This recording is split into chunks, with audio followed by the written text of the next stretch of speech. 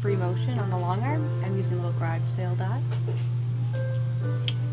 And I'm just kind of randomly placing them on the quilt. And this will help me just kind of get spacing, whether I want to stipple or to, I'm doing little loop-de-loops around it, but I just kind of randomly place them wherever. And so then I can come around, like you can see here, I just came around the side here. Yeah. Sometimes I go around them. Uh-huh. So that kind of helps me get the spacing down. Sometimes I run them over. You can see I ran it over. That's okay. It just whips right off. Have your spacing and know where you're going. Hi. So I can kind of like go in between them. I can go around this one. Hi.